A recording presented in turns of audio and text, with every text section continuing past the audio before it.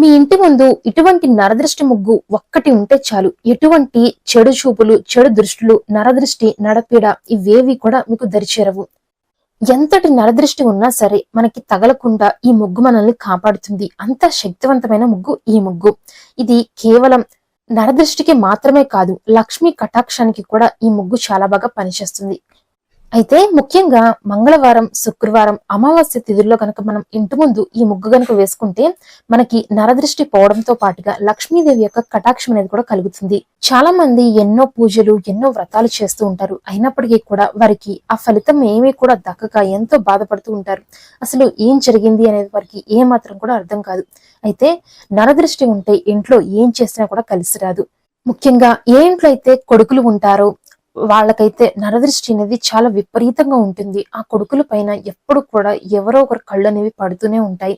మీ అబ్బాయి అంత సంపాదిస్తున్నాడు, ఇలా చేస్తున్నాడు, అలా చేస్తున్నాడు అని చెప్పి, లేదంటే మీ భర్త బాగా సంపాదిస్తున్నాడని, ఈ విధంగా ఎప్పుడు కూడా ఇంట్లో మగవారు ఉన్నట్లయితే వారి మీద ఎప్పుడు నరదృష్టి అనేది తీవ్రంగా విపరీతంగా ఉంటుంది. ఇరుగు పొరుగు వారి యొక్క దృష్టి చూపులు తగులుతూనే ఉంటాయి. వాటన్నిటిని పోగొట్టుకోవడానికి మనకి ఈ ముగ్గు చాలా బాగా సహాయపడుతుంది.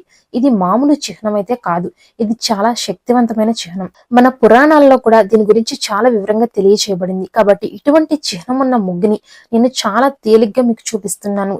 కేవలం 7 చుక్కలతోటి మనం సింపుల్ గా వేసేసుకోవచ్చు. మనం అనుకుంటాం మేము చాలా పూజలు చేస్తున్నాం భగవంతుడికి అని చెప్పి, కానీ ఇటువంటి దృష్టి తీసుకోవడం కానీ, లేదంటే నరదృష్టికి ఇటువంటి ముగ్గులు వేసుకోవడం కానీ, మనం కొన్ని పరిహారాలు అయితే చేసుకోవాలి. ఆ పరిహారాలు చేసుకోవడం వల్ల మనం ఆ భగవంతుడిని పూజించడంతో పాటుగా అప్పుడప్పుడు ఇటువంటి నరదృష్టి పోవడానికి ముగ్గులు, చిన్న చిన్న పరిహారాలు చేసుకుంటే మనకుండేటువంటి నెగిటివ్ ఎనర్జీ కానీ, నరదృష్టి, నరపీడ కానీ ఇవన్నీ కూడా చాలా తేలిగ్గా మనమే ఆ తర్వాత మనం చేసేటువంటి పూజలకి 100 రెట్ల ప్రతిఫలం అనేది మనకి దక్కుతుంది.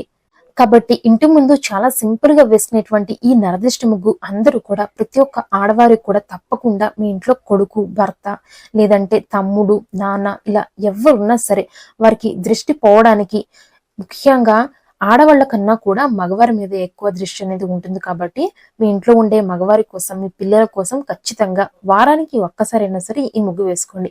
చాలా సింపుల్ గా వేసేసుకోవచ్చు.